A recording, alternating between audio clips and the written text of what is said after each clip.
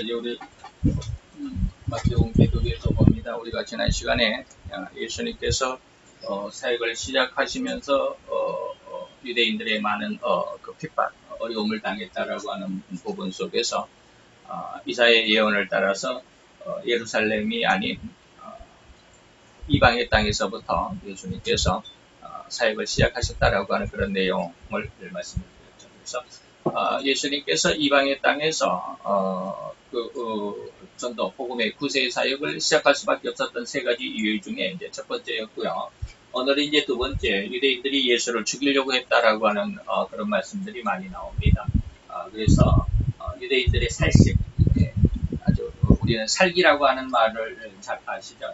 살기, 상대방을 죽이고 싶도록 아주 미워하고 공격하는 그런 마음, 살심, 이런 내용을 한번 중점으로 해서 한번 간단하게 살펴보도록 하겠습니다. 오늘 본문 12절로 16절까지 마태 4장 12절로 16절까지 공독합니다. 예수께서 요한의 잡히심을 들으시고 갈릴리로 물러가셨다가 나사렛을 떠나 스불론과 납달리 지경 해변에 있는 가버나움에 가서 사시니 이는 선지자 이사야로 하신 말씀을 이루려 하심이라. 일러스되 스불론 땅과 납달리 땅과 요단강 저편 해변길과 이방의 갈릴리여, 흑암에 앉은 백성이 큰 빛을 보았고 사망의 땅과 그늘에 앉은 자들에게 빛이 비치었도다 하였느니라. 라고 하는 이 본문 말씀 중에 우리가 지난 시간에는 예수님이 핍박을 받았다라고 하는 그 첫째 그 세 가지의 이유 중에 첫째, 이사야 선지자 예언을 이루시기 위해서. 그래서 우리가 마태복음 1장에서도 그랬지만 예수님의 인생은 출생에서부터, 물론 이제 그 잉태되면서부터라고 할 수 있겠죠. 잉태되면서부터 예수님의 그 죽으심에 이르기까지, 다시 말해 육신의 삶을 살아가는 동안 예수님께서 하나님으로서의 삶을 살아가는 그런 어떤 모습은 빼놓고요. 육신으로 살아가는 그 모든 육신적인 삶 속에서 예수님의 특징적인 삶의 특징을 본다면 하나님의 말씀, 즉 성경을 이루기 위한 삶을 사셨다라고 하는 것이죠. 이런 모습에서 우리는 성도로서 이런 모습을 잘 갖추지 못하는 어떻든지 그런 것은 이제 다음에 이야기하기로 하고, 그래서 첫 번째가 그러한 성경을 응하게 하기 위한 예수님의 삶이었다라고 하는 것이고요. 오늘은 우리가 두 번째로 유대인들이 죽이려고 하는 그런 음모가 있었습니다. 여러분들이 복음서를 읽어보면 많이 이러한 내용들을 찾아볼 수 있겠죠. 자, 두 번째, 유대인들이 예수를 죽이려고 혈안이 되었었다라고 하는 부분인데, 성경 곳곳에서 유대인들이 예수를 죽이고자 했다는 기록은 쉽게 찾아볼 수 있습니다. 복음서에서는 쉽게 찾아볼 수 있겠죠. 도대체 왜 600여 년 이상을 그토록 오매불망 기다리던 그 그리스도인들이 영접하기는커녕 오히려 죽이지 못해 한다라는 모습이었을까? 참 이게 좀 아이러니하죠. 그렇게 기다렸는데, 기다리던 그 대상이 자기들 앞에 나타났는데 영접은 못하고 오히려 그렇게 기다리던 그 존재를 죽이려고 했다. 급기야는 죽였다. 도대체 이게 무슨 모순이란 말인가라고 하는 것이죠. 한마디로 이러한 모순에 대한 대답이 뭐냐면, 인간은 결코 죄의 종일 뿐이다라고 하는. 좀 생뚱맞죠? 대답이 좀 생뚱맞습니까?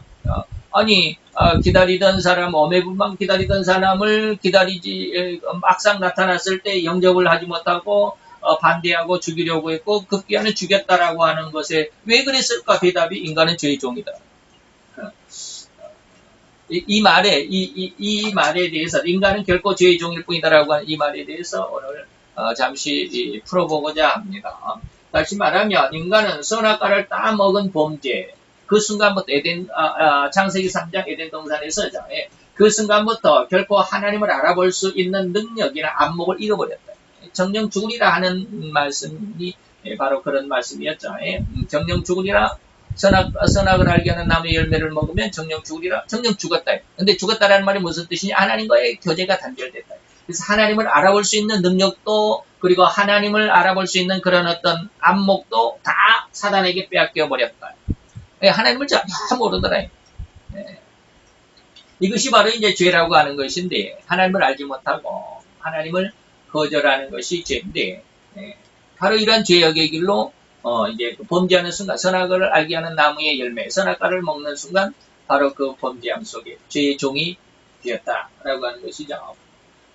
이 죄의 종이 되었다라는 말을 반대적으로 표현을 하면, 인간이 죄의 종이 되었습니다 라고 하는 말을 또 반대편에서 해석을 하면 무슨 뜻이냐면, 사단이 그렇게 강력하게 인간을 죄의 종으로 묶었다, 또는 사로잡음에서 결코 호리만큼도 놓지 않았다라고 저는 이렇게 표현을 했습니다. 우리가 왜 이렇게 하나님의 은혜를 받지 못할까? 이사야도 그랬죠. 하나님의 손이 짧아서 너희를 구원하지 못하냐? 하나님의 눈이 없어서, 하나님의 눈이 멀어서 너희들의 고통과 괴로움을 보지 못하고 있는 줄 아느냐? 그런 말씀도 있는데, 이것을 반대적으로 표현하면, 이 히브리 민족은 왜 애굽에서 400년 동안 그렇게 고통을 했을까? 하나님은 왜 그들의 고통의 호소를 듣지 않았을까? 라고 하는 것이죠. 하나님의 능력이 없어서도 아니고, 하나님의 능력이 부족해서도 아니고, 이것은 하나님의 뜻을 이루시고자 하시는, 다시 말하면 계시록 17장 17절을 제가 늘 말씀하시는데, 하나님의 뜻을 이루기 위한 하나의 과정으로서, 또 이 하나님의 뜻을 이루기 위한 하나의 과정을 또 하나님 편에서가 아니라 사단 편에서 보면, 사단이 인간을 그렇게 강력하게 죄의 종으로 붙들고 있다라고 하는 겁니다. 네, 하나님이 사단과 계속해서 대적을 하고 싸우고 해서 하나님의 힘이 좀 붙여가지고 뒤로 밀리는 듯한 그런 것이 아니라, 사단이 엄청나게 인간을 강력하게 사로잡고 있기 때문에 인간이 하나님 편으로 가는 게 쉽지 않다라는 겁니다. 이 말은 우리가 신앙생활을 하면서 흔히 많이 들어볼 것입니다. 제가 지난번에도 그런 말씀을 드렸는데, 가끔 이런 우리가 신앙생활을 하면 신앙생활 속에서 목사님들뿐만 아니라 성도들 가운데서라도 심심치 않게 이런 말을 들어봅니다. 물론 예수님도 성경에 그런 말씀을 했습니다. 요한복음에. 왜 저들이 세상에서 그렇게 핍박을 받고 어려움을 받고 고통을 당하고 미움을 받는 줄 아느냐? 그것은 저들이 세상에 속한 것이 아니라 나에게서 나의 택함을 받았기 때문이다 라고 이렇게 말하고 있습니다. 하나님의 택함을 받아서 하나님의 백성이 되었기 때문에 세상은 자기 백성이 아니고 자기의 어떠한 쉽게 말하면 자기 바운드, 자기 손아귀에 있는 자기 쉽게 말하면 동족이라고 하면 좀 이상한데 말이 안 되는데 자기의 범주 안에 있지 않기 때문에 미워하고 싫어하고 오히려 그 미워하고 싫어하는 것을 어떻게 한다? 공격하고 반대하고 공격하는 모습으로 나타난다.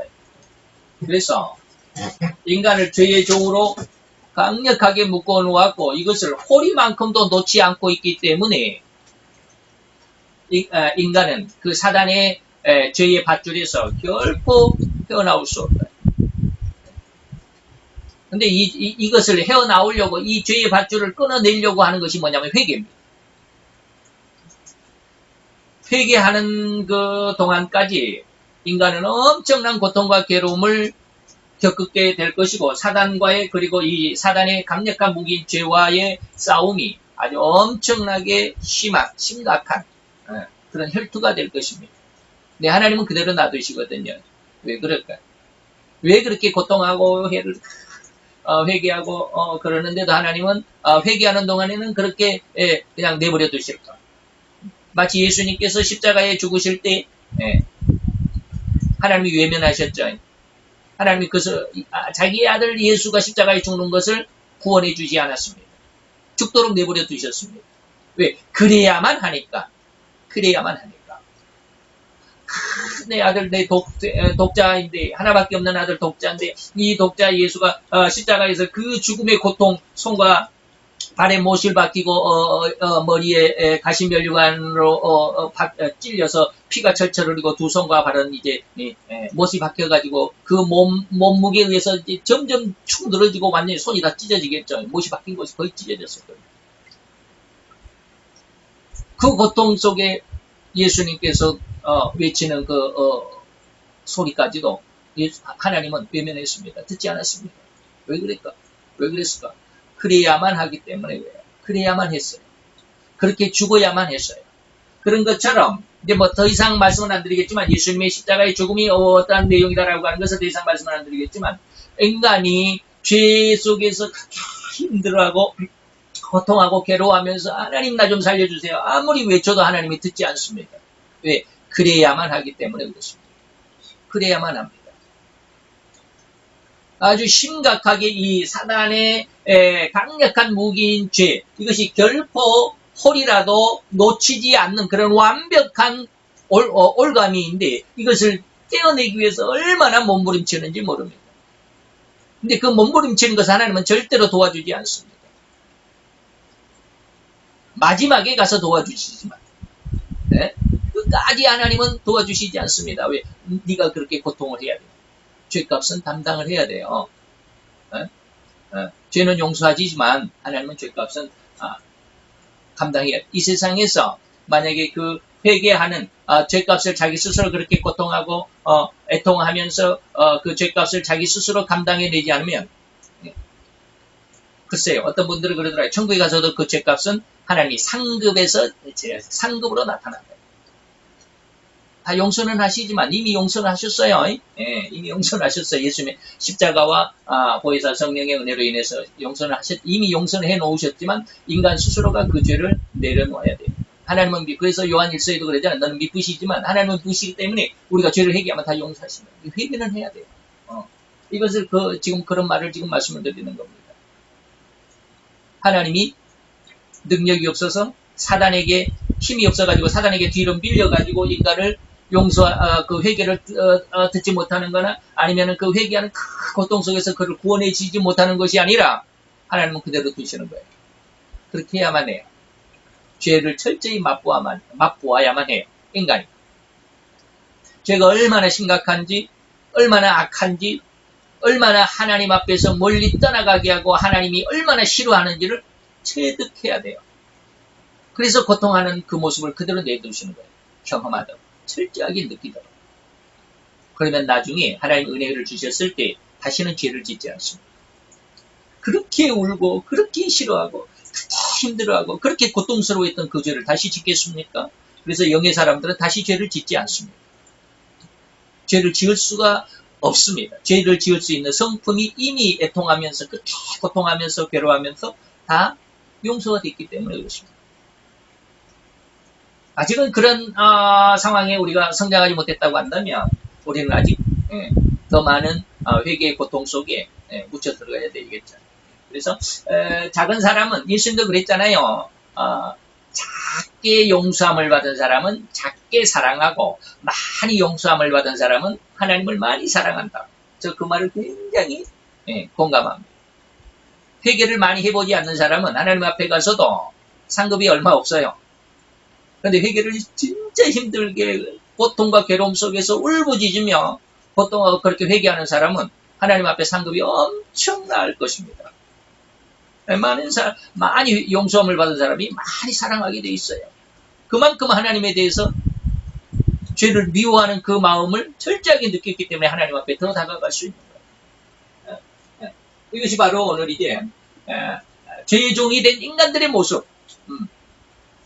다른 말로 하면 사단이 인간을 그렇게 죄로 강력하게 붙들고 있다라고 하는 거예요. 인간이 죄를 떠나갈 수 없는 완전히 불가능한 그런 모습이기 때문이기도 한데 계속해서 봅시다. 이렇듯 죄에 묶여버린 인간은 그가 비록 성경과 하나님을 믿는 믿음을 가졌을지라도 결코 호리만큼도 죄에서 자유로울 수가 없음을 확인시키는 증거다. 다시 말하면 하나님을 믿었다면 성경을 믿었다면 성경을 많이 읽었으니까 성경을 나는 믿는다. 나는 하나님을 믿는다. 나는 예수를 믿는다라고 하는 그런 믿음. 예수의 십자가에서의 죽으시면서 흘리는 그 보혈이 나로 말미암아 이전에 지옥의 형벌에서 구원과 천국으로서의 삶을 변화시켜주는 천국의 은혜다. 대속의 은혜다라고 믿는 믿음의 성도들이라 할지라도 만약에 그것이 진짜로 그것을 끝나버렸다고 한다면 다시는 죄를 짓지. 아까 제가 말씀드렸듯이 영의 사람이 되면 다시는 죄를 지을 성질이 없다라고 그런 말씀을 방금 조금 전에 드렸습니다. 그렇게 돼야 되잖아요. 그런데 안 그러거든요. 여러분들 한번 보세요. 성경을 우리보다 더 잘하는 사람이 누구요? 히브리민들, 유대인들이에요. 유대인들은 날마다 성경 공부해요. 거의 외우다시피 해요. 그리고 그들은 철저하게 여호와 하나님을 믿습니다. 그 종교적인 나라예요. 아예 그냥 엄마의 뱃속에 잉태되는 순간부터 이 말이에요. 엄마의 뱃속에서 이제 이탈이 된, 다시 말하면 출생하면서부터 그들은 하나님의 말씀으로 그들은 가르치고 교육을 받고 그렇게 살아오잖아요. 이 성경과 하나님을 절대로 믿는 자들이에요. 그런데도 불구하고 죄에서 자유로울 수가 없는 자들이에요. 그죠? 유대인들은 전체는 그렇게 하나님을 또 성경을 잘 믿으니까 절대적으로 유대인들은 죄가 없는 아주 완전한 거룩한 사람들이다라고 말할 수 없어요. 그것도 다 죄인이에요. 오늘날 그러면 유대인들은 이제 구약을 믿으니까 오늘날 그러면 예수님의 십자가의 은혜 가운데 있는 십자가의 대속의 은혜를 믿고 보혈의 은혜를 믿는 그러면 오늘날 성도들은 기독교인들은 다 죄가 없느냐? 안 그래요. 안 그래요. 네? 오해해서는 늘 말씀을 드리는 것이지만 예수를 믿는 믿음을 가졌다라 할지라도 결코 죄에서 자유로울 수가 없어요. 이것이 뭐요? 죄성입니다. 사단이 결코 강력하게 인간을 죄의 종으로 묶었다라고 하는 거예요. 자, 다시 말하면 이 말이 우리가 예수를 믿었다 할지라도 또 성경과 하나님을 믿는 믿음을 가졌을지라도 죄에서 자유로울 수 없는 죄의 종일 수밖에, 여전히 죄의 종일 수밖에 없는, 그러나 예수의 십자가의 은혜로 말미암아 구원은 받았어요. 예. 예수의 십자가의 은혜로 말미암아 구원은 받았지만 여전히 죄 가운데 죄의 종일 수밖에 없는, 이것을 이해할 수 있어야 돼요. 그것이 뭐냐면 우리의 죄는 용서를 받았지만 우리의 죄성은 용서받지 못했어요. 아직은 죄성은 용서받지 못했어요. 예수의 십자가는 우리를 멸망에서 구원을 이루는 구원의 은혜는 주시지만 우리의 심성 속에 들어있는 이 죄성을 용서해 주시지는 않습니다. 이 우리 심령 속에 있는 죄성을 용서할 수 있는 사역을 누가 하시냐면 그게 바로 보혜사 성령이 하시는 거예요. 네?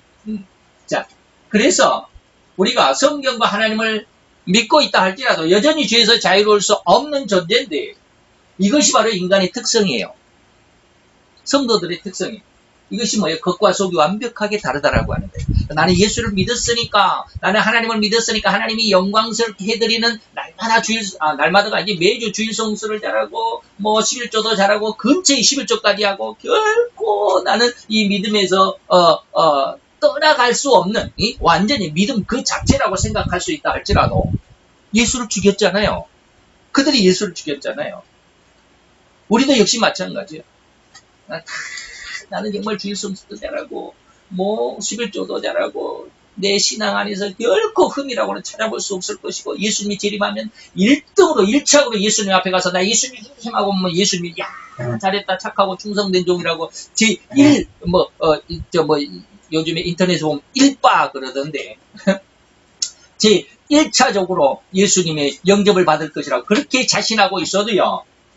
그것은 자기의 생각일 뿐이지 하나님은 결코 그렇게 나를 예수님 앞에 1차 신앙으로 1차적인 신앙으로 나를 인정해 주시지 않는다라는 거예요. 그게 마태복음 7장 22절 23절이라고 늘상 말씀을 드리는 거예요. 예? 겉과 속이 완벽하게 다를 수 있습니다. 이것이 도대체 무슨 뜻일까라고 하는 거예요. 이것이 바로 뭐예요? 곧 인간은 이렇게 오랜 수건이라고 할지라도 다시 말하면 600여 년 동안 유대인들은 그리스도를 기다렸죠. 오랜 수건이 오매불망 이것밖에 없어 할 정도의 오랜 수건이었다 할지라도 결코 자기의 야망과 욕심에 걸맞지 않으면 그 수건이 자기의 야망과 자기의 욕심에 걸맞지 않으면 받아들이지 않는 생태가 바로 인간의 생태입니다. 이것을 바로 죄성이라고 제가 지금 강조하는 겁니다. 600여 년 이상을 수건이에요. 수건. 오랜 기대감이야. 오랜 소망이야. 오매불망 이것만. 그런데 막상 그 존재가 나타났는데 영접하지 못해. 왜 영접을 못해? 자기의 인간적인 야망과 욕심에 맞지 않았기 때문에 그래요. 오늘날도 역시 마찬가지. 오늘날 신앙인들도 주일 성도도 잘하고, 뭐, 성경을 몇 번씩 읽고, 뭐, 11조도 잘하고, 교회 행사에 뭐, 빠짐없이 목사님에게 아주 칭찬 듣는 그런, 그 교회에서 제일 가는 성도라 할지라도요, 자기의 욕심과 야망이 딱 뒤틀리면, 그 목사 다시는 안 봅니다. 그 교회 다시는 안 나갑니다. 아십니까? 이런 사람 무지하게 많아요. 이것이 바로 인간의 겉과 속이 완전히 다른 죄성을 보지 못한 인간의 모습입니다. 그래서 인간들은 절대로 자기의 야망과 욕심으로 인한 기대와 소망을 가질 수밖에, 이걸 버릴 수가 없어요. 이걸 꼭 이렇게 살아가는 거예요. 왜? 죄성을 없애기 전에는 절대로 야망과 욕심을 버리지 못합니다. 그래서 예수를 죽이는 거예요. 그 중에는 특별히 신앙을 가진 성도들조차도 여전히 자기의 야망과 소망으로 인한 기대와 소망을 믿음이라는 미명으로 치장하고 있을 뿐이지 이것이 죄성이라는 것을 전혀 모른다. 늘상 계속해서 제가 설교에 거의 빠지지 않는 내용이 바로 이런 내용들입니다. 그래서 예전에는 이런 말씀도 있어요. 신앙과 신학은 틀리다. 신앙과 신학은 틀리다. 그래서 제가 어떤 목사님들 그 모임에서 신앙과 신학이 다르다라고 했다가 어떤 목사님에게 아주 호되게 도전을 받았다 그랬죠. 어떤 목사님이 제가 신앙과 신학이 다릅니다라고 그랬더니 어떤 목사님이 옆에 있다가 한참 생각을 하고 있더니 갑자기 그런 얼굴이 그냥 불그락 하면서 그런 이야기를 하더라고요. 만약에 나에게 그런 소리를 하면 나는 내 머리에 피가 터지도록 나는 공격할 거라고, 싸울 거라고 그러시더라고요. 깜짝 놀랐어요. 그 목사님이시거든요. 그거. 웬만한 사람들은 일반 성도보다 집사가 더 신앙이 좋은 줄 알아요. 집사보다 장로가 더 훨씬 신앙이 좋은 줄 알고, 장로보다 전도사보다 목사는 완전한 신앙을 생각하고, 목사가 신학대학뿐만 아니라 대학원을 졸업했다, 아니면 외국에 유학을, 신학 유학을 갔다 와서 박사학위를 받았다, 그럼 이거 엄청난 신앙인 줄 알아요. 안 그렇다고 그랬습니다. 저는 그런 거, 신학은 학문이지 신앙이 아니다라고 그랬습니다. 하나님에 대해서 좀 더 알고, 좀 더 깊이 알고, 좀 더 많이 알 수 있는 그런 은혜는 있을지 모르지만, 그 학문을 깊이 했고, 석사학위를 받고 박사학위를 받은 그 수고와 노력은 정말로 칭찬해주고, 정말로, 존경해줄 만한 일이지만, 그건 신앙이 아니에요. 그냥 학문일 뿐. 신앙에 도움이 될 참조, 보조 역할을 하지만, 신앙 자체는 아니에요.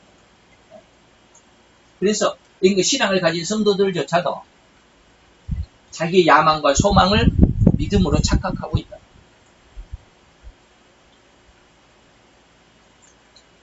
곧 유대인들은 하나님을 믿는다라는 것 때문에 자기들의 야망과 소망인 다윗과 같은 정치적으로 군사적으로 강력한 지도력을 갖는 사람이 그리스도라고 생각을 합니다. 자기 나름대로, 그들 나름대로 유대인들의 어떤 민족성이 그래요. 하나님께서 내가 너희들에게 구세주를 보내줄 것이다. 그 구세주를 보내줄 것이다라고 그랬지 어떠한 능력을 가진 자라라고는 말씀 안 하셨습니다. 물론 성경에는 다 은연중에 다 말씀하셨습니다. 심지어는 이사야서 53장 같은 경우 예수님에 대해서 연한 순 같았다. 아무 누구 하나 그를 자랑스럽게 여긴다거나 그를 흠모한다거나 그를 기대한다거나 소망하는 그런 빛이 전혀 없어서 다 무시하고 다 멸시하고 다 그냥 귀담아 듣지도 않을 정도의 그런 아주 무가치한 존재로만 여기고 무가치한 말로만 여길 뿐이지 그에게 관심 가진 자가 없을 정도. 예수님도 그렇게 얘기를 했어요. 그런데 유대인들은 자기들이 인간적인 그리고 세상적인 방법과 어떤 생각 속에서 우리 이스라엘을 구원하려면 정치적으로 아주 수단이 좋아야 돼요. 군사적으로도 어마어마한 힘을 가져야 돼요. 요즘에 제가 인터넷에서 세계 각국의 군사적인 어떤 그런 내용들을 관심 있게 봅니다.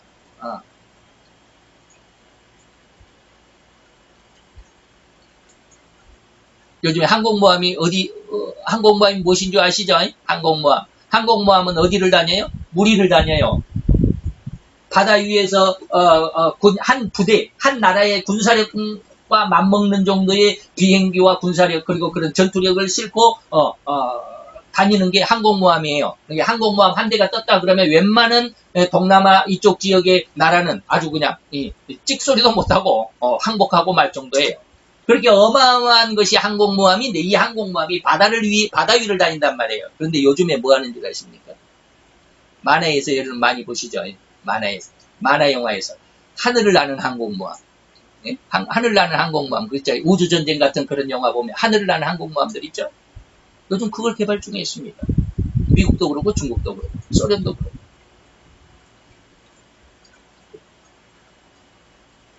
군사력 어마어마. 왜 군사력을 키우려고요? 내가 너보다 더 힘이 세니까 너 내 말 한마디에 찍소리 말고 항복해. 이것이에요. 힘을 가져야 되겠다 이 말이에요. 힘을 가져야 되겠어. 정치적 엄청난 정치력 수완이 좋아야 돼. 이 사람 저 사람 나와 상대 국가의 이러한 시대 말로 하면 맞짱을 떴을 때 1대1로 붙었을 때 내가 이길 거냐 질 거냐 여기에서 내가 질 것 같으면 빨리 가서 항복을 해야 된다라고 성경에도 그렇게 기록이 되어 있습니다만 어쨌든지 정치적으로 군사력으로 가장 강력한 지도력을 가진 자가 그들의 그리스도로 올 것이라고만 생각을 했어요. 모세처럼 그들의 60만 대군을 이끌고 그 어마어마한 군사력 이집트의 애굽의 군대를 물리치고 이겨냈잖아요. 홍해 통해서. 물론 모세가 이긴 건 아니고 하나님께서 하셨지만 어쨌든 그런 군사력을 그런 어떤 정치와 지도력을 그들 소망하고 있어요. 그런데 예수님은 이사야서 63장 같이 너무 힘이 없잖아요. 마지막에는 예루살렘에 들어가가지고 일주일 만에 잡혀가가지고 십자가에 죽잖아요. 그러니까 어떻게 해요? 그리스도로 믿어주겠느냐 말이야. 안 믿어져. 자기들의 야망과 소망이 하나님의 뜻을 폐쇄할 수도 있어요. 자기들의 야망과 소망 때문에. 네. 그래서 제가 옛날에 저희 노예에 가서 그런 말씀도 했습니다. 뭐 공개적으로 한 것은 아니지만 저희 노예가 좀 상당히 큽니다. 그래서 둘로 나누려고 했습니다. 둘로 나누자. 이쪽 지역과 저쪽 지역 너무 크니까. 그렇게 하다가 이제 잘 안 됐어요. 이제 투표는 이제 오후에 하기로 하고 점심시간에 이제 점심 먹으러 이제 가면서 제가 이제 동기 목사님들과 이렇게 가면서 제가 그런 이야기를 했어요. 그런 이야기를 계속 이제 이어가죠. 오전에 회의를 하면서 결론이 안 났고 이제 오후에 투표를 해가지고 이제 해야 되니까 제가 그런 말을 했어요. 이런 이야기 하다가 인간의 욕심이 하나님의 뜻을 폐기시킵니다. 그런 말씀을 했어요. 무슨 뜻인지 이해가 됩니까? 얼마나 인간의 욕심과 야망이 강력하면 하나님의 뜻도 아랑곳하지도 않아요. 하나님의 뜻은 완전히 폐기시키고 자기의 뜻이 하나님의 뜻이라고 생각한다. 이것이 바로 인간의 야망과 욕심. 네. 그래서 예수를 죽이게 되는 거예요. 이런 강력한 지도자로 인해서 현재 자기들을 강압하고 있는 로마를 멸망시키고 자기들이 온 세상에 뛰어나 통치하는 제1국가가 되는 것이 유대인들의 소망입니다. 그때 당시에 지금도 역시 마찬가지로 모든 나라는 다 이런 생각을 갖고 있겠죠.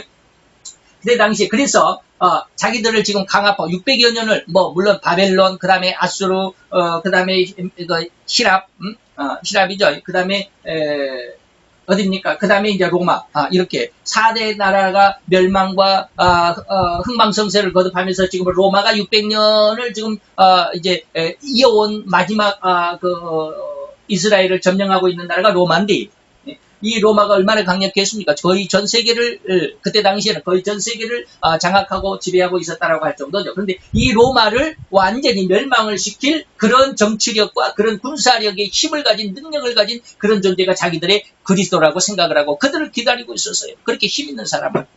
그런데 아주 힘없는 예수가 왔으니 자기들의 기대, 자기들의 소망, 자기들의 욕심에 걸맞지 않잖아요. 그러니까 배격하는 거예요. 이게 인간의 겉과 속이 다른 모습입니다. 네.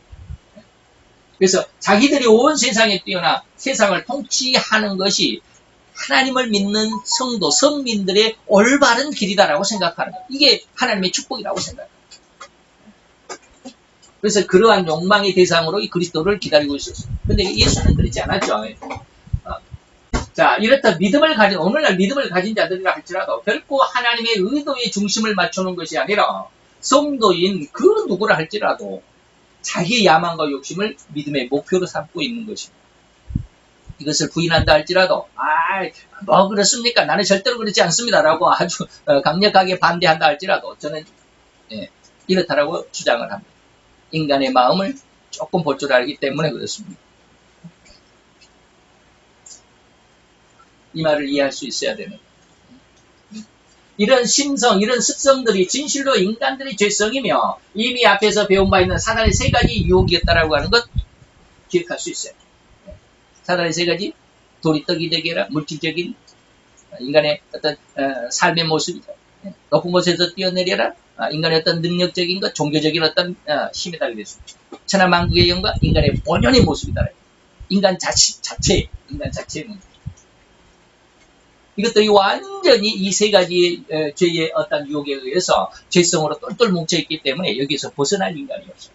신앙 안에, 예수의 십자가 안에서는 구원은 받는다. 이러한 그 멸망의 이러한 그 죄의 어떤 굴레 속에서 구원은 받는다 할지라도 죄성까지 해결받는 것은 아니다라고 그랬습니다.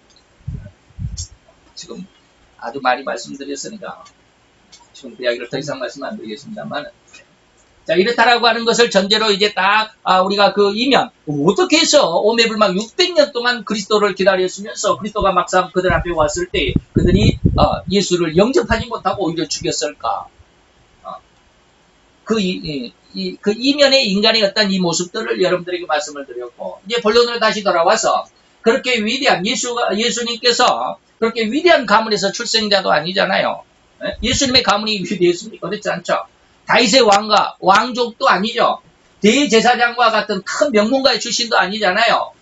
너무도 초라해 보잘것없는 나사렛. 오늘날에 우리나라로 말로 하면 달동네죠. 나사렛이라고 하는 곳에 나사렛 마을의 출신인 예수라는 인물이 구세주로 보일 리가 없죠. 이런 인간의 모습 자체도 그렇지만 특히나 유대인들 이러한 모습이죠. 위대한 가문의 출신도 아니고 왕족도 아니고 대제사장이 어떤 아주 명문가 출신도 아닌 예수. 아주 한낱 시골 나사렛 시골 골짜기의 달동네의 아주 빈민촌이라고 해도 될는지 모르겠지만 달동네 출신 예수를 그들이 구세주로 볼 수가 없다. 이것이 인간의 욕심, 인간의 야망, 인간의 죄성, 한마디로 말하면 인간의 죄성. 이것이 결코 이 죄성을 사단이 놓아주지 않기 때문에 믿음 있는 자들에게까지라도 예수를 그리스도로 영접하지 못하도록 눈을 가려버리는 거예요. 인간들의 야망과 욕심은 절대 육신적인 아름다움과 웅장함만을 보게 되죠. 그죠? 인간의 야망과 욕심은 육신적인 아름다움과 웅장함, 거대하고 아주 그냥 웅장하고 휘황찬란하고 남보기에 그냥 아주 의리의리하고 뭐 이런 것들, 엄청난 능력만을 사모하는 그러한 인간의 심성입니다.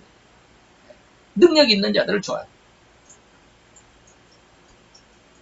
그러나 그 이면에 감춰진 하나님의 뜻은 알아보지 못한다. 이것이 인간의 모습이에요. 나는 하나님의 뜻을 잘 아는데요. 절대로 그런 말 함부로 하지 마세요. 모르는 사람이 들었을 때는 야, 저 사람 참 기도 많이 하고 참 성경도 많이 읽고 그래서 참 훌륭한 신앙이다라고 할지 모르지만 아는 사람들이 볼 때는 정말 안타까운 사람. 또한 예수님의 말씀은 그들의 야망을 과감하게 책망을 했습니다. 그죠? 대제사장들과 제사장들, 심지어는 성전을 청결케 하신 것 여러분 기억하시죠? 돈 바꾸는 사람들의 책상을 막 뒤집어 엎고 소나 양을 그냥 막 채찍으로 내몰고 비둘기 장사들의 비둘기 이걸 뭐라고 그럽니까? 자우장 비둘기 이거 집 비둘기 뭐라고 하는 이름도 잊어. 그것을 가지고 나가라. 성전에서 이런 짓 하지 말라. 왜 성전에서 그런 일을 했습니까? 왜 소를 팔고 양을 팔고 비둘기를 팔고 돈을 바꿉니까? 성도들의 편리함을 위해서. 그리고 그 자리세는 누가 가져갑니까? 제사장들이 자리세를 가져가잖아요. 쉽게 말하면 가게 내주고 가게세를 제사장들이 받잖아요. 근데 그들 다 내쫓으면 수입이 없어지잖아요. 그러니까 제사장들이 예수를 미워하는 거예요. 이걸 이야기합니다. 그들의 야망을 예수님께서 과감하게 책망하셨어요. 그들의 이권에 크나큰 흠을 들춰냈어요. 그러니까 예수를 죽이려고. 그게 하나님의 뜻인데 그게 그런 죄를 다 회개하고 하나님 앞에 거룩하고 청결하게 나타나야 되는 것이 하나님의 뜻이라고 그렇게 일러줬는데 그것을 싫어하는 거예요. 회개하는 게 그렇게 쉬운 게 아니거든요. 사람은 자기의 흠을 들추면요, 절대로 자기 방어를 합니다. 네? 자기 방어를 합니다. 이게 무슨 말이죠? 방금 이제 조금 이따 말씀드리겠습니다. 자, 위에는 읽어보시고, 이처럼 인간은 하나님의 뜻보다는 자기들의 이권과 야망에 부합하지 않는다면 아무리 좋은 것이라 할지라도 외면합니다. 그러니까 예배 시간에 예수를 믿어야 합니다. 예배 시간에 예배를 잘 드려야 합니다. 귓바퀴도 안 들어요. 귓등으로도 안 들어요. 왜? 귀찮거든. 이 뜨거운 오늘 같이 이렇게 쉽게 요즘처럼 폭염이다, 가마솥도이다라고 하는 이때 어떻게 이런 데 앉아 있겠느냐. 차라리 시원한 산골짜기 가고 바다에 가고 그런 것이 낫죠. 그건 내 마음이 안 맞는. 그렇기 때문에 외면합니다. 그 진리인데도 불구하고 외면합니다. 이것이 인간의 야망과 인간의 욕심이에요. 그러나 반대로 아무리 하나님의 원하시는 바가 아닐지라도, 하나님의 원하는 바가 아닐지라도 자기들 이권과 야망에 맞는다면 절대로 잃어버리려고 하지 않아요. 방금 하신 방금 말과 같은 뜻이죠. 인간이 하나님의 뜻보다는 자기들의 이권과 야망에 부합한, 자기들의 이권과 야망을 위해서 산다라고 하는 말과 하나님이 원하신 바, 이 말이 그 말이에요. 하나님이 원하신다 할지라도 자기들과 이권과 야망에 맞지 않으니까, 하나님이 원하신 바가 아니라도 자기들의 이권과 야망에 맞는다면, 내가 원한다면 이 말이요, 그걸 결코 잃어버리려고 하지 않아요. 그걸 빼앗기지 않으려고, 반드시 쟁취하려고 그래요.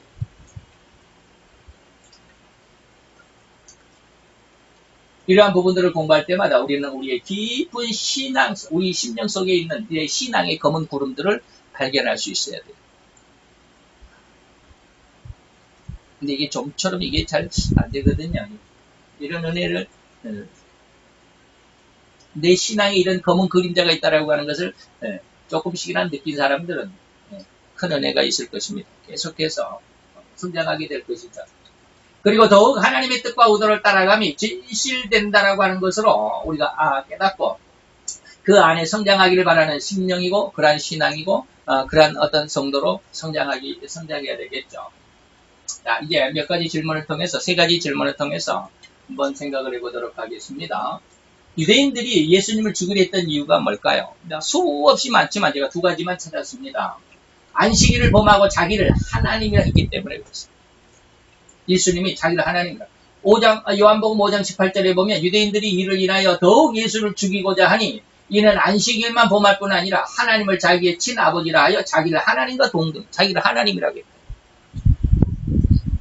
예수를 유대인들이 왜 죽이려고 해요? 예수 나는 하나님이야 라고 했다라고 하는 거예요. 그래서 예수를 죽이려고 했어요. 근데 오늘날에도 여호와의 증인들은 예수를 하나님이라고 안 그러죠? 예수를 하나님이라 그러면 잘못됐다 그러잖아요. 근데 예수님은 뭐요? 내가 하나님이야. 나와 하나님은 하나야. 동등해 이 말이에요. 자기를 하나님과 동등으로 삼아. 동등으로 삼았다는 뭐예요? 내가 하나님이라는 뜻이에요.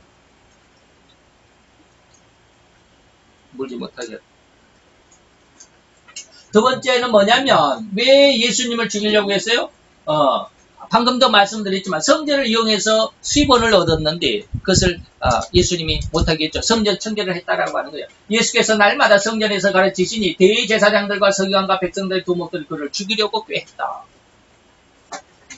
왜 죽이려고 해? 성전에서 가르치는 것이 아니 꼽기도 하지만 무엇을 가르쳐서 바로 이러한 것들을 하나님의 진리를 가르쳐줬어요.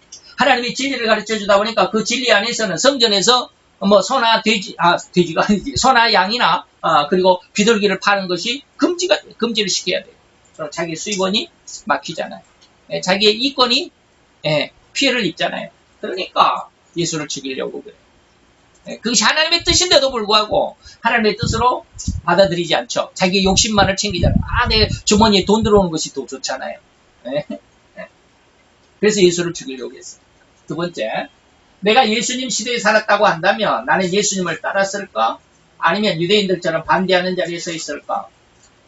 어떻겠어요? 여러분 자신들 마음속으로 한번 생각해요. 나는 예수님 당시에 내가 내 심정을 지금 생각을 해보니까, 내 심정을 가지고 중심으로 해서 생각을 해보니까 나도 예수님 당시에 있었으면 어쩔 수 없이 유대인들처럼 예수님을 반대했을 거야 라고 생각이 드는지, 아니면 나는 예수님을, 물론 예수님을 따른 사람 많았습니다.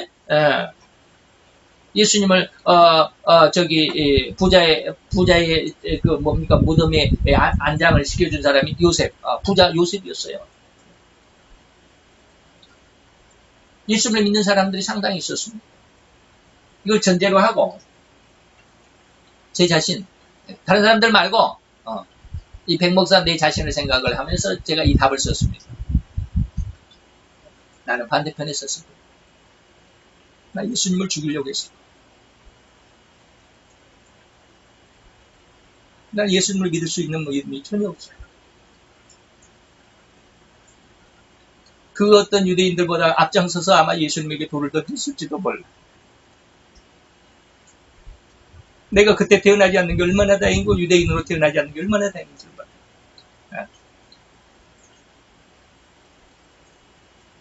너희가 나를 보지 않고 믿는 것이 복되다? 왜 복이 돼요? 성령 때문에 그런 거야. 내가 보이사 성령을 너희에게 보내줄 테. 그가 너희 죄를 책망하면 너는 거룩하게 돼. 그 은혜, 성령의 은혜 때문에. 그래서 보지 않고, 다시 말하면 예수를 보지 않아도 성령의 은혜로 말미암아 예수를 믿게 된 이 모습이 오늘날 이 시대에 태어난 내가 너무 하나님 앞에 감사합니다. 나 예수님 당시에 있었으면 정말 예수님 앞에 맨 앞장서서 예수님을 돌로 쳤을지도 몰라.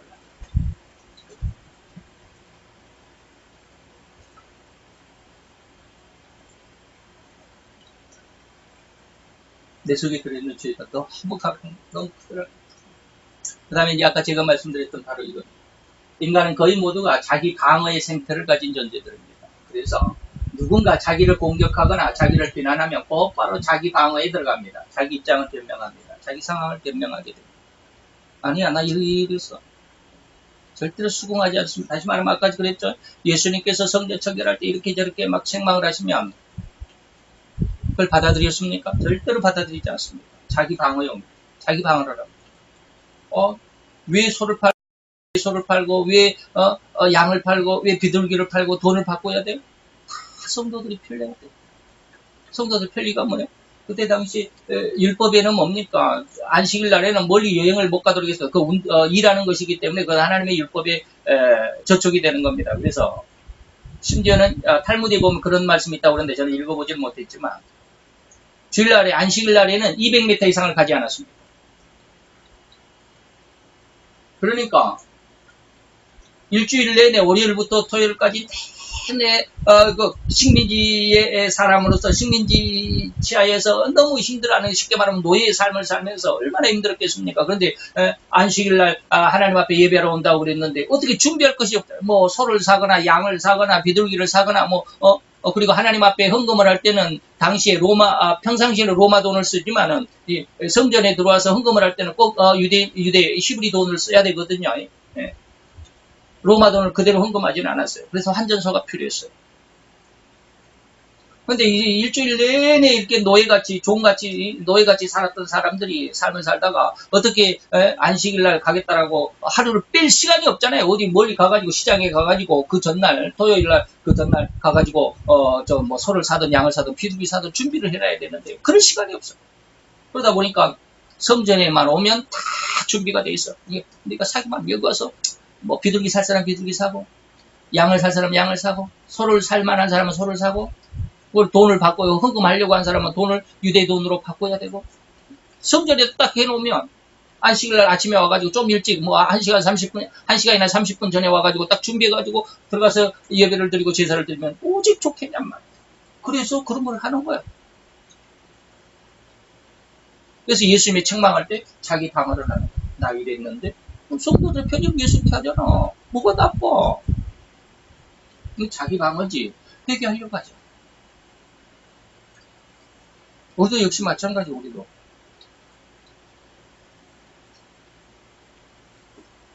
누가 뭐라고 나에게 그러면 그것을 먼저 변명하려고 하지, 그것을 수긍하지는 않습니다. 이거 인간의 죄성이에요. 즉 예수님 또는 성경이 나의 신앙의 허점을 지적하면 결코 이에 순응하지 않고 변명하고 더 나아가 반대하는 생태에 이르게 됩니다. 대제사장, 제사장들이 지금 그랬다고 그랬죠. 나도 예수님 당시에 있었으면 아마 이랬을지도 몰라요.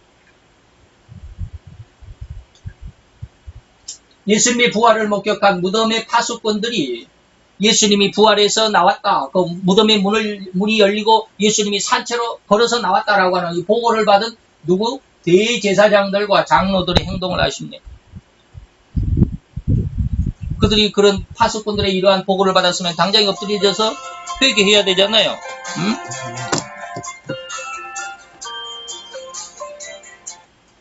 당장 엎드려서 회개해야 돼. 왜 그들이 예수를 잘못 해석을 하고 잘못 오해해서 구세주로 영접을 했어야 되는데 영접을 못하고 그들이 앞장서서 예수를 죽였잖아요. 그 죄가 얼마나 커. 예? 그래서 600년 동안 그리스도를 기다렸는데 그 그리스도를 알아보지 못하고 오히려 십자가에 죽였다? 온 백성들에게 돌 맞아서 죽을 일이잖아요. 그러니까 그러한 일들이 딱 생각이 나면 어떻게 회개를 못하고 야 우리가 잘못했구나라고 우리가 예수를 잘못 봤구나 예수가 그리스도였는데 우리가 알지 못해서 우리의 눈이 참 멀었어라고 이렇게 회개해야 되는데 회개를 안 해. 자기 방어를 해. 그리고 뭐예요? 거짓말을 만들어내. 야 우리가 잠잘 때 그 제자들이 와가지고 이 시체를 가지고 도망갔어. 그래놓고는 가지고 도망가고 무덤이 비어있으니까 부활했다라고 그러는 거야. 라고 이렇게 거짓말을 만들어 놓고 돈을 많이 줬어. 이 돈이 누구 돈이요? 자기 돈이요? 헌금들이 헌금. 성도들의 헌금. 성도들의 헌금을 가지고 파수꾼들을 돈을 많이 주고 매수를 했어. 이게 인간들의 모습이에요. 이게 누구의 대제사장과 장로들의 모습이에요. 오늘날 우리들에게 이런 것이 없을 줄 아십니다. 이게 바로 마태오 28장 11절 15절까지입니다. 여자들이 갈 때 파수꾼 중 몇이 성에 들어가 모든 된 일을 대제사장 무슨 된 일이? 예수가 죽었는데 죽었는데 그 죽은 자가 살아서 걸어 나오더라. 대제사장들에게 고하니 그들이 장로들과 함께 모여 의논하고 군병들에게 돈을 많이 줬다. 이 돈이 누구 돈이라고? 헌금이요, 헌금. 자기 돈이 아니야. 자기가 받은 월급이 아니야. 헌금을 가지고 공금을 가지고 성전에 하나님의 거룩한 성금을 가지고 가로되 너희는 말하기를 그의 제자들이 밤에 와서 우리가 잘 때 그를 도적질에 갖다 하라. 거짓말 만들었잖아. 만일 이 말이 종로에게 들면 이것은 이제 나중에 여러분들 뭐 마태복음 우리가 다 공부를 했지만 말씀을 드렸지만 죄인을 놓치면 그 파수꾼이 그 죄인을 대신해서 죽어야 돼. 그러니까 그렇게 하면 근심되지 않게 하리라. 너 죽지 않게 해줄게. 이 말. 이것이 누구요? 대제사장과 장로들의 모습이에요. 세 번째 봅시다. 나의 성품이 진실로 근본적으로 유대인들과 다르다라고 말할 수 있는 거예요. 자, 지금 보니까 유대인들 너무 처음에 예수를 믿고 4개월 만에 예수를 교회에 나간 지 4개월 만에 사우디로 취업을 나갔습니다. 뭘 알았겠습니까? 25살 때 예수를 참 믿었는데 4개월 교회를 나가고 성경이 뭔지 예수가 누군지도 몰랐어요. 그런 상황에서 25살 때 교회를 나갔고 4개월 교회를 나갔어요. 그리고 나서 이제 사우디로 취업을 나갔는데 뭘 알겠습니까? 아무것도 모르지.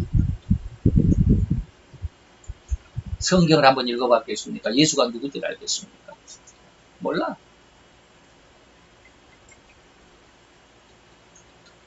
그런데 그런 상황에서 은혜를 이제 사우디에 가서 어쨌든지 은혜를 받았는데 그때 처음 느낀 게 뭐냐면 유대인들이 예수를 죽였다. 그 유대인들이 너무 안타까웠어.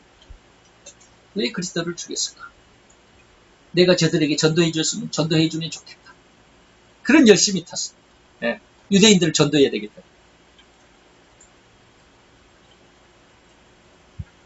지금은 어쩐지 모르지만 어쩐지 제 마음을 여러분들에게 말씀드리지는 않겠지만 그때 그랬어요.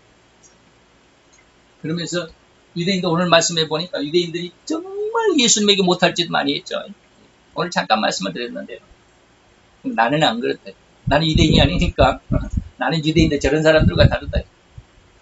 오늘날 우리나라 뉴스에도 보면 이스라엘과 팔레스타인의 뭐 전쟁이다, 이스라엘이 뭐 시리아를 공격했다, 이런 내용들 가끔가다가 뉴스에 나오면 전부 다 이스라엘을 죽일 놈들이에요. 네?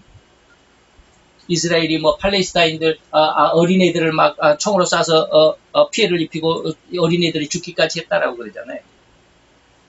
그 모든 것 전부 다 뭐예요? 거짓말이에요.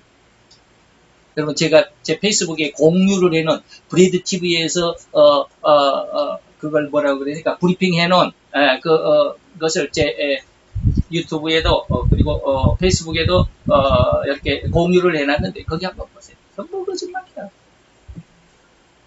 우리가 뉴스에 딱 보니까 이스라엘이 폭격을 해가지고 완전히 한 거리가 불타오르고 그 옆에서 몇몇 사람들 그 파편행에서 그냥 막 몇 사람은 쓰러져서 누워서 그냥 피를 철철 흘리고 있고 어떤 사람들 그냥 막 와가지고 그들 막 구해낸다고 그냥 막 들것을 가지고 오고 그냥 막 살려달라고 막 소리치고 있고 그런 그런 동영상 올라와 있습니다. 전부 거짓말이에요. 깜짝 놀라서 내가 그거 한 1분 정도 돌려보니까 어떤 사람이 그 폐차에다가 폭탄 갖다가 딱 장치를 해놓고 쑥 도망가. 그리고 한 1분쯤 후에 이게 빵 터져. 그러면 빵 터지고 나면 우르르 이제 액트들 배우들 쭉 몰려가지고 다 여기저기 막 누워있고 어떤 사람들은 막 소리치고 어떤 사람은 들것 같고 그 부분만 세계적으로 내보내는 거야. 전부 연출이잖아요. 저 깜짝 놀랐어요. 그런데 우리나라도 역시 마찬가지. 확인이 안 되잖아요. 그러니까 세계적인 그들이 팔레스타인에서 내보낸 그 모양 그 내용만 그 부분만을 동영상을 우리나라의 뉴스에 또 내보냈어요. 그리고 이스라엘은 정말 나쁜 놈들이야. 다 죽을 놈들이야. 이렇게만 하게 하는 거야. 이스라엘 유대인들이 다 나쁜 놈들이야. 나는 유대인들과 달라? 그럴 수 있을까요? 인간으로 태어난 이상 결코 그 누구도 이 인간의 습성, 인간의 죄성에서 자유로울 수가 없습니다. 유대인뿐만 아니라 우리도 역시 마찬가지입니다. 세상이 그 어느 민족이라 할지라도 인간으로 태어난 이상 이 죄성에서는 절대 자유로워서 다 똑같다 이 말입니다. 단지 어떤 사람은 하나님을 믿고 하나님을 믿는 어떤 좋은 어떤 기회를 얻었고 어떤 사람은 하나님을 믿지 못하는 그런 안타까운 상황 속에 빠져들 수밖에 없었지만 어쨌든지 간에 그런 거는 놔두고 인간은 다 죄성에서 자유로울 수가 없다는 거예요. 더욱이 신앙의 여부를 떠나서 하나님을 믿고 여호와를 믿는지 안 믿는지 그런 것을 떠나서 이 말이에요. 절대적으로 인간은 다 똑같다. 다 죄성이야. 이건 뭡니까?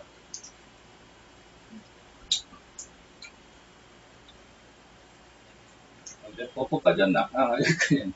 지금 그가비로 여호와를 믿는 또는 예수 그리스도의 십자가의 대속을 믿는 성도일지라도 결코 불신자들과 다르지 않다. 이건 무슨 말이에요? 죄성이란 말이에요. 예? 유대인과 다르지 않다고 생각하냐? 예수를 믿어도 유대인들과 똑같아요. 다 유대인들도 죄인이고 우리도 다 죄인이에요. 로마서에 보면 그래요.